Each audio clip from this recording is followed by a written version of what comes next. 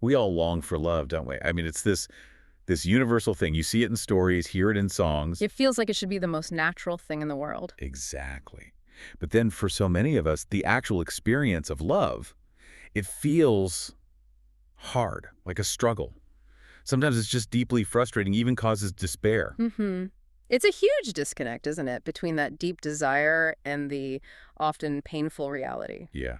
You go into relationships, you have all this hope, you try to do everything right, whatever that means. Right, following the script you think you're supposed to follow. And you still end up feeling stressed or discontent or just not really seen or loved. Why is it so difficult? Well, that's exactly what we're digging into today in this deep dive. We're looking at some sources that really challenge the usual ideas about love, you know, moving past the fairy tales, past all the societal pressure. And trying to uncover the hidden obstacles, the things that trip us up. Yeah, and more importantly, what are the actual practical steps we can take to, well, to practice love, not just hope for it? Hmm. And the material we're drawing on today, it's a really thoughtful mix. It brings together personal stories, psychological insights, even some spiritual wisdom. The goal really is to understand why it feels so tough and what it truly means to give love and also how to receive it. Okay, so let's get into it. One of the first things our sources point out is this real sense of disillusionment, especially among younger people. Yeah, it's like they've checked all the boxes, done all the right things according to the love rule book. And yet there's this nagging feeling of discontent, stress, just Yeah.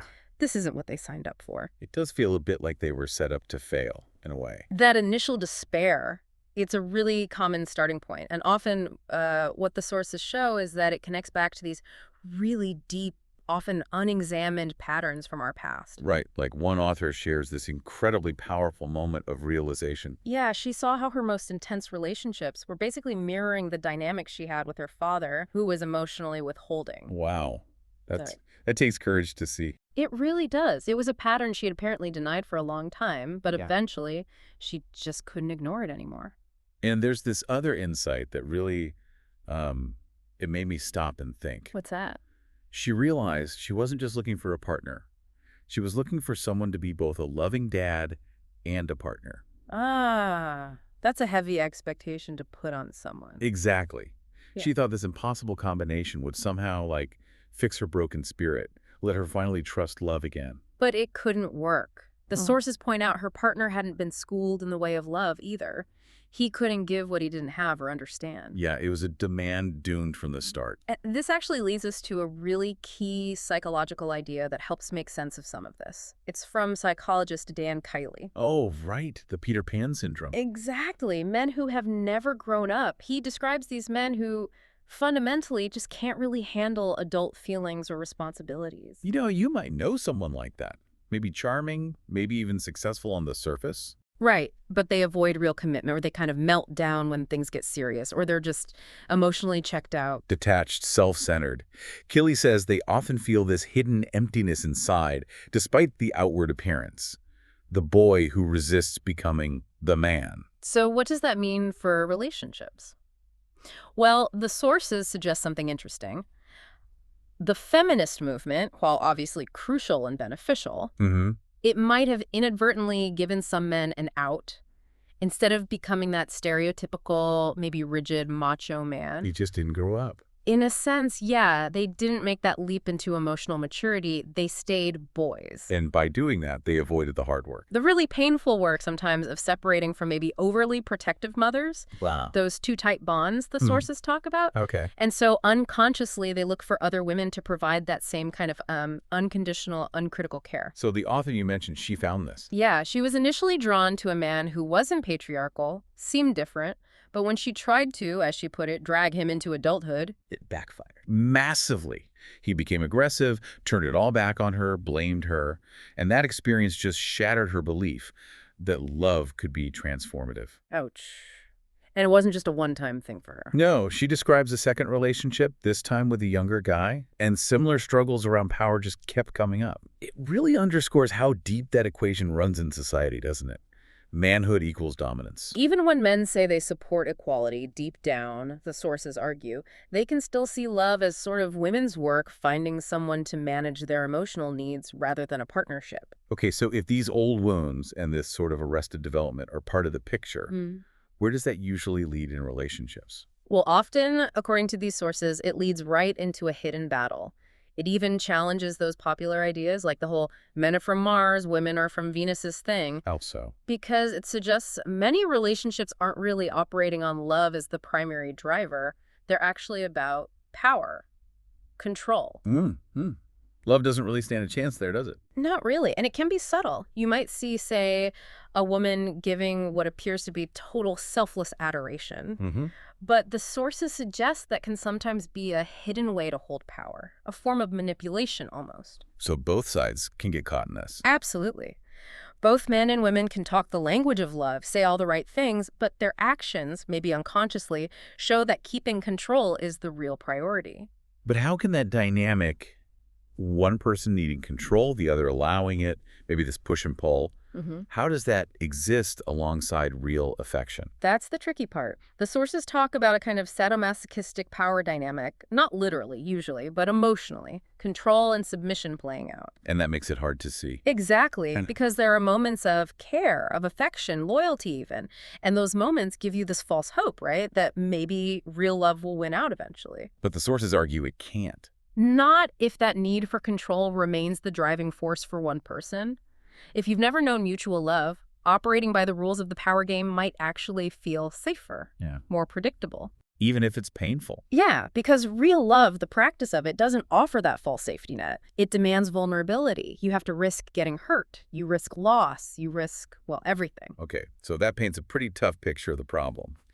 Where do we even start to find a way out, to heal? Well, the sources suggest a starting point is understanding those childhood wounds more deeply. Right. Especially for men, if they experienced trauma early on, that whole space inside where they would know love can feel incredibly unsafe.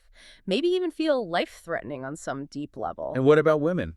Well, women often get more cultural encouragement to be interested in love, think about relationships. Sure. But that doesn't automatically mean they're better equipped for the actual work of love. They have their own wounds, their own patterns to deal with too. And this landscape often leads people towards, well, sometimes unhelpful advice. Yeah. Definitely. Think about some of that self-help stuff, like the book The Rules. Our sources are pretty critical of it. Because it encourages manipulation. Yeah, basically deception, like a game plan to win someone, but not based on genuine connection. It just reinforces old sexist ideas and sets things up for power struggles, not partnership. Mm-hmm. And it goes beyond that, doesn't it? Some other popular books kind of normalize sexism. Right, like presenting male emotional shutdown, John Gray's men entering their cave idea, as if it's some kind of positive masculine trait. Instead of seeing it as a learned habit. A coping mechanism, maybe, but one that ultimately creates isolation. And it puts the burden on the woman to change her behavior rather than looking at the dynamic itself. It feels like a classic trap.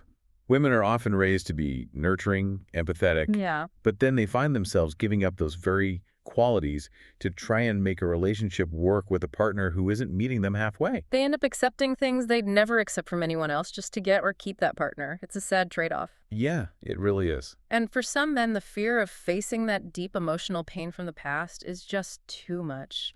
They might unconsciously choose a life that's, well, loveless. The sources call them sleeping beauties, right? It's the phrase, yeah.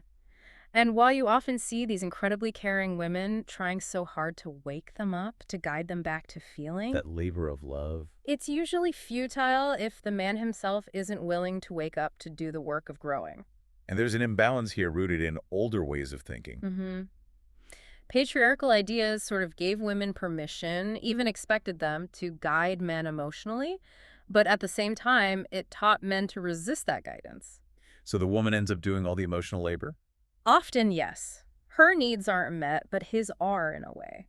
Even the men's movement, which had good intentions, sometimes limited men to only exploring feelings in safe spaces, like only with other men. Without suggesting they could learn from, say, women who are further along the path of love. Exactly, which could offer really valuable different perspectives. Okay, so given all these challenges, the past wounds, the power games, the societal traps, what does it actually mean to practice love? How do we do it? Well, the sources are really clear on the first, most fundamental step. We have to consciously choose to let go of our attachment to sexist thinking, whatever form it takes in our own lives. Because that attachment, it always pulls us back into conflict and power struggles. So it starts with a choice. A conscious choice for love. Yes. Just admitting, maybe just to yourself at first, I want to know love. I want to be loving, even if you feel like you're stepping out blindly, Hmm. taking a leap of faith. Right. There's that great line from Deepak Chopra the sources mentioned. Oh, yeah, that love is a force as real as gravity. It's powerful. This idea that being held in love is actually our natural state. A truth that maybe especially men haven't always been told, but it's crucial for everyone. Okay, so you make the choice. What comes next? Radical honesty. It's non-negotiable according to the sources. Choosing to be honest is the first step. Why? Because there is no practitioner of love who deceives. Period. No manipulation, no games. None. And once you choose honesty, communication naturally has to follow. And specifically, listening. Listening. That sounds simple, but it's often not. It's huge. Paul Tillich, through Marianne Williamson, apparently insisted the first responsibility of love is to listen. To others, sure, but also to ourselves. To those quiet inner voices. Thinking about listening, what often gets in the way, especially when someone is sharing pain. Yeah, that's a big one. Yeah. The sources point out how often, say, women's expressions of pain get brushed off as just nagging. Right. And digging deeper, often a partner's inability to really listen comes from their own fear. Their own fear of feeling powerless, maybe triggered by the other person's pain. So what's the advice then? How do you listen better? It's about practical steps, maybe having short conversations at appropriate times, not trying to solve everything at once, and crucially, committing to listen with compassion, especially when it's difficult, even when it hurts. Listening even when it hurts. Yep. That takes commitment. Which leads right into the next point. M. Scott Peck's idea of commitment. It's not just saying I do, it's the very bedrock, he says, of a truly loving relationship. It's what allows for spiritual growth. But our culture pushes against that, right? We want quick fixes, comfort now. Exactly. So the minute things get painful or difficult, the impulse is often to cut and run, sever the bond, or even sometimes people create conflict just to avoid getting too committed. But the sources offer a different way to see pain. Yeah, they reframe it beautifully. Pain isn't necessarily the enemy of love. It can be the threshold you pass through to get to love's deeper joy. It's bliss. So suffering might even get more intense for a while. It might, yeah. As you're clearing out old patterns, old hurts, it's like emotional decluttering. It can be messy. But the promise is, like the old spirituals say, joy will come in the morning. Learning to accept pain as part of the journey, that's a loving act in itself. It really is. And it helps you tell the difference between constructive suffering, the kind that leads to growth, and just, wallowing in self-pity or unnecessary hurt. Okay, so honesty, listening, commitment through pain. What's at the very core of this practice? Mutuality. Real mutuality. And that expresses itself most clearly through giving and forgiveness. Yeah. True giving, the sources say, isn't a chore. It's a joyous thing. It connects us. It deepens our commitment to peace, actually. And the opposite. Selfishness. Psychologist Robert Sternberg is blunt about it. Selfishness is a primary reason relationships fail. His advice is simple, but profound. Put your partner's interest on an equal footing with your own. Okay, so what does that look like day to day? It means generously sharing all your resources, not just money, but your time, your focused attention, your skills, your physical help. It's all a concrete way of saying, I love you. And forgiveness, that feels huge too. It's described as a useful gift. Think about that, useful, because it frees us. It frees us from holding on to blame, it gives us our agency back, and it releases that corrosive anger that blocks love. It clears the space so we can actually receive love and give it more freely. Exactly. And interestingly, the sources mention male parenting here. How does that connect? When men become active caregivers, they get to experience the deep joy of service, maybe for the first time in that way. And that experience can actually foster generosity in other parts of their lives, too. That makes sense. It opens something up. Yeah. Sharon Salzberg, the meditation teacher, sums it up so well. Generosity frees us from isolation. It's a primary quality of an awakened mind. And this is key. It teaches us how to receive. Because you can't really have one without the other. Right. You can't be truly generous if you can't also open yourself up to receive from others. So this mutual practice, giving and receiving with an open heart, it becomes like an everyday ritual in relationships built on real love. And the payoff. What does it ultimately offer you? The sources say it's the most precious gift. Knowing deep down that we always belong. That feeling of true belonging, where you don't have to live in fear of abandonment. Wow. That's incredibly powerful. So this whole deep dive, it really shows that love isn't just a feeling that happens to you. It's not passive. No, it's an active practice, something you participate in, choose every day. It takes discipline. It definitely takes courage. It's absolutely a journey, isn't it? Not some final destination you arrive at. And thinking bigger, if more of us took this practice seriously, imagine the ripple effect. A world where love was truly central. Yeah. How might our work feel different? How might we relate to our communities? Maybe we'd give more, expect less in return in that transactional way. Mutuality could be the standard. It's a hopeful vision, a more connected way to live. And the sources really encourage us here. They say if we're just willing to take that first step, maybe find a guide if we need one. The path to the heart of love isn't actually hidden or impossible. It's there. It's accessible. It requires commitment, but it's there. Yeah. So after exploring all of this, the question for you listening is, what step are you ready to take today to practice love in your own life?